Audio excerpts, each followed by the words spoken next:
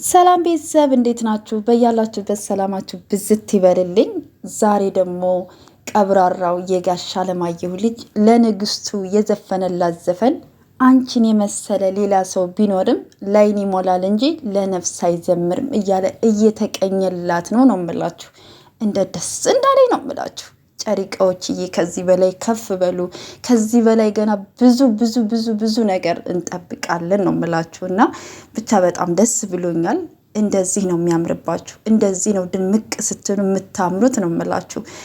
የእናንተ ፍቅር ይኖራል እንጂ አይወራም። ይሄን ደግሞ የተማርኩት ከእናንተ ነው። ኑራችሁ ስላሳያችሁን እናመሰግናለን። በአሁኑ ጊዜ እንደዚህ አይነት ወጣቶች ያብዛልን ነው የምላችሁ።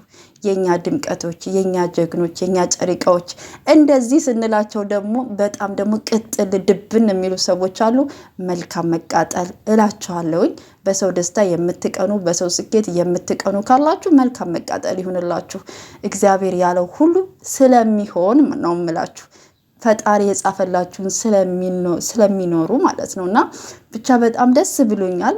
በአዲሱ ቤት እንግዲህ እንደምታዋቸው ከጥንቸሎቹ ጋራ በአዲሱ ግቢ ላይ ቀብረረር፣ ሁልጊዜ ቀብራሮች፣ ሁልጊዜ አዲስ ናቸው ጨሪቃዎች። እኛ የምንወዳቸው ምን ልበላችሁ፣ ምንም ቃላት የለኝም ለነሱ ነው የምላችሁ። ብቻ ደስታቸው ያስደስተኛል፣ ከፍታቸው ደስ ያሰኘኛል። የእውነት ነው የምላችሁ። በጣም ነው የምወዳቸው፣ በጣም ነው የማከብራቸው። እንዲሁም ማንም ሰው ክፉ ሲናገራቸው ደስ አይለኝም። እውነቴን ነው የምላችሁ።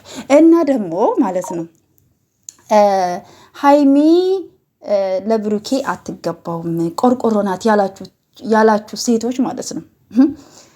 እንኳን ሀይሚን ቀርቶ ማለት ነው እናንተ ራሱ ማለት ነው የቆርቆሮን ጥቅም አታውቁትም እንጂ ማለት ነው። የቆርቆሮ ምን አይነት ጥቅም እንዳለው ማለት ነው። አንዳንድ ጊዜ ስትሳደቡ እንኳ ለስድቡ እንኳ ልክ ይኖራችሁ ማለት ነው። ስለምታስፈልገው ዳይመንዱ ስለሆነች፣ ከዳይመንድ በላይ ስለሆነች፣ ገባች? ስለሚወዳት፣ ስለሚያፈቅራት፣ ስለሚኖርላት፣ ስለምትኖርለት፣ ስለምታስብለት፣ ስለሚያስብላት ከጀግና ወንድ በስተጀርባ ጀግና ሴት አለች። ከጀግና ሴት በስተጀርባ ጀግና ወንድ አለ። አያችሁ አይደለ? እንዴት ብለው እንደሚተሳሰቡ፣ እንዴት ብለው ፍቅርን እንደሚኖሩት።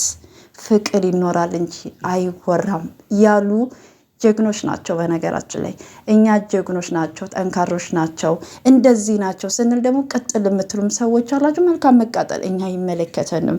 ማንም ሰው ስኬታማ ሲሆን፣ ደስተኛ ሲሆን፣ ስቆ ስናይ ደስ ልንሰኝ ይገባል እንጂ ልንል አይገባም። ጥሩም አይደለም እናላችኋለሁ። ፋፈሽ እያሉልን ነው ጨሪቃዎች። በጣም ደስ ብሎኛል።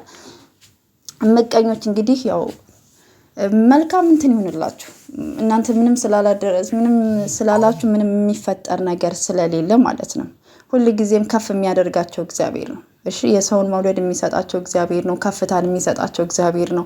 ሁሉን የሚሰጣቸው እግዚአብሔር ነው። እሺ፣ ለማንኛችንም እግዚአብሔር የጻፈልንን ነው የምንኖረው። ሰው በተጻፈለት ህይወት አይደለም እኛ የምንኖረው። እኛ የራሳችን የተጻፈልን አለ አይደለ? እሱን ነው የምንኖረው።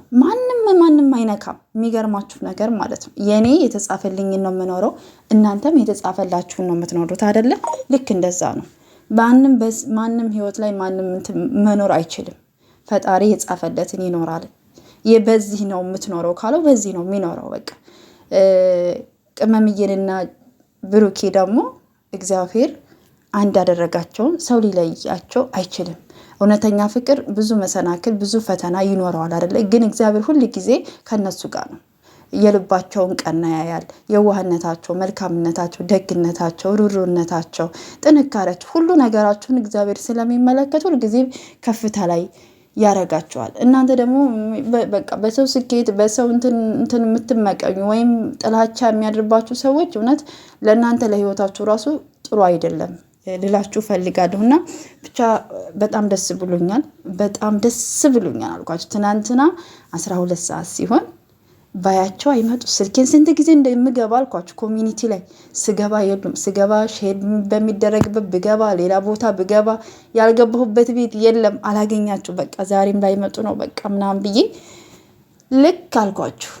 ሲመጡ ማታ 2 ሰዓት ላይ ሲለቀቅ ቪዲዮ አልኳችሁ በቃ የተደበርኩት ድብርት ሁሉ ገደል ገባ ትላላችሁ። በቃ ፏፈሽ ነው እላችኋለሁ። ሌሊቱን ራሱ ቪዲዮን ሳይ ነው ያደርኩት ነው የምላችሁ።